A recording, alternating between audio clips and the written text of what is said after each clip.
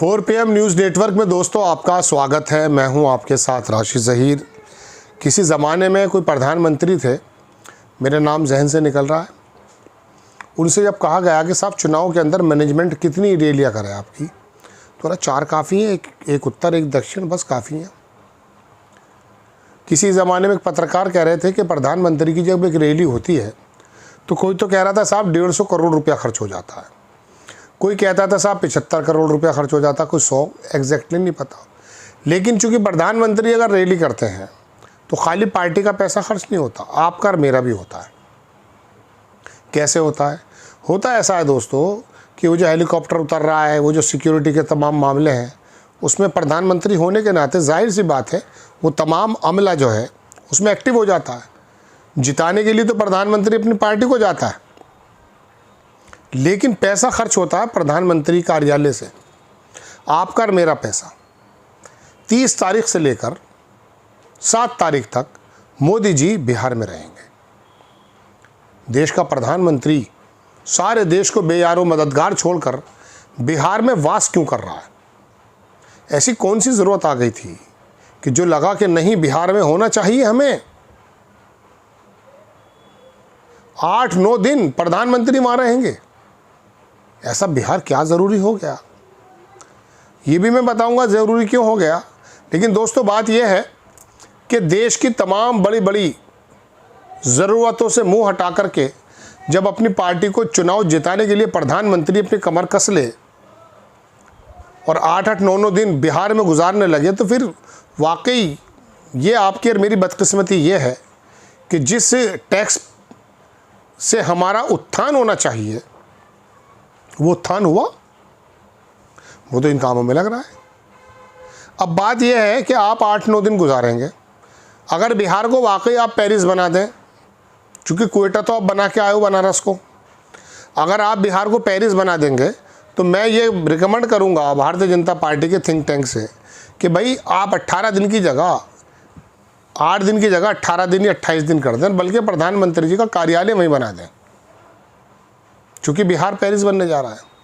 लेकिन 17 बरस, मैं तो 20 बरस कहूँगा, लेकिन चलिए जो उसमें लालू के लड़के का जो साथ था उसको निकाल दो। 17-18 बरस नीतीश कुमार के साथ आपने बिहार में सरकार चलाई, क्या बनाया बिहार को आपने? बहुत वक्त होता है।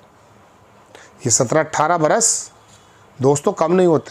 दुनिया बदल गई 18 बरसों में, और आने वाले 18 बरस आप समझ नहीं पाएंगे कि टेक्नोलॉजी क्या क्या करने जा रही है। आर्टिफिशियल इंटेलिजेंस दुनिया का चेहरा बदलने वाली है। ये मैं आपको बता रहा हूँ। ये स्कूल, ये मेडिकल कॉलेजेस, ये कचहरियाँ, ये सब बंद हो जाएंगी। मैं बता रहा हूँ आपको, रोबोट काम करेंगे। तो हॉलीवुड के जो अदाकार थे, स्क्रिप्ट लिखने वाले, सब ये लोग सड़कों पे आ गए पिछले साल कि हमारी सबकी रोजी रोटी ख़त्म होने जा रही है। तो ऐसे में बिहार वहीं पड़ा है पुराने ज़माने में। कई बार बता चुका, बिहार को जब 7 रुपया देता है केंद्र तो वापसी में 1 रुपया मिलता है।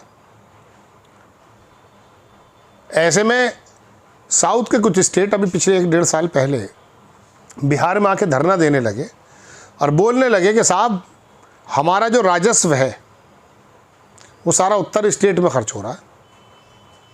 कोई बुराई तो मुझे लगी नहीं इसमें। अगर हो रहा है तो एक भाई कमज़ोर है तो होगा, लेकिन मेहनत वो करते हैं लोग, फ़ायदा इनको पहुंचता है। चलिए कोई दिक्कत नहीं है, आप अपाहिज हैं, फ़ायदा पहुंच जाएगा आपको। मतलब कमज़ोर स्टेट है, जो घर में अपाहिज भाई होता है उसके लिए एक्स्ट्रा कुछ स्पेशलिटीज़ होती हैं, कुछ चेयर होती है, टॉयलेट में जाने का अलग इंतज़ाम होता है, सब होता है। लेकिन हम कब तक अपाहिज रहेंगे दोस्त? 17 बरस में आपने हमें पैरों पे खड़ा नहीं किया। हर बार आ जाते हैं आप अपने बाहुबली डाकू डकैतों को लेकर के, चेहरे बदल जाते हैं, पार्टियां बदल जाती हैं, वही हैं बिहार में। सारे लोग गायक बदमाश बाहुबली, देख लो जाकर के हाल क्या है। मैं उनकी गलती भी नहीं मानता, ये तो मदारी हैं, बंदर हैं, ये तो बंदरों का खेल दिखाने आते हैं हर 5 साल बाद। बात तो तुम्हारी और मेरी है जो आप मेरी खबर सुन रहे हैं। हमें इन मदारियों में अच्छा मदारी ढूंढने की ज़रूरत है, क्योंकि इंसान तो में दिखाई नहीं दे रहा है। माफ़ी चाहूँगा मैं आपके साथ, जो लंबी लाइन खींच रहा है उसको तो हम दागदार बना देते हैं। बार बार इनके उस वाले में आ जाते हैं कि अब की बार अब्बास मस्तान ने फ़िल्म कौन सी बनाई, बड़ा शानदार सस्पेंस है। बस इस काम में रहते हैं। अरे नीतीश ने बाजी मार दी, अरे तेजस्वी यादव के साथ जैनजी हो गया, अरे मोदी जी ने, अरे भैया इनके घर बने हुए हैं, इनके घरों के ज़रा फर्नीचर देखो। मैं आपको सच बता रहा हूँ, लालू प्रसाद यादव, ये तेजस्वी, ये सब लोग जब मैं इनके घरों को इनको देखता हूँ ना, ऑफिस को, मैं इनके लकड़ियों को बड़ी गौर से देखता हूँ। सोच भी नहीं सकते आप वो फर्नीचर अपने घर में लाने की, तस्वीरें भी नहीं मुहैया होंगी आपको। लेकिन ऐसा झंडा उठाए फिर रहा है रैली के अंदर जैसे देश बदल देगा तू। अरे पलायन नहीं रुक पाया है इसी बिहार से, यहाँ का बिहार का आदमी इस गुजरात में, इस मध्य प्रदेश और इसमें महाराष्ट्र में और राजस्थान में तपती हुई धूप में धूल उठा रहा है, मिट्टी उठा रहा है, बच्चों से दूर, ज़मीन से दूर, परिवार से दूर, ख़ानदान से दूर। कौन छोड़ता है अपने के लिए?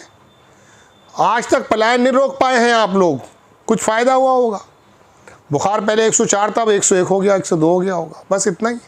सड़कें बना दी, कुछ बिजली सही हो गई, वो तो रवांडा में भी हो गई हैं। कंप्यूटर तो रवांडा में भी आ गया है, मोबाइल तो रवांडा में भी आ गया है।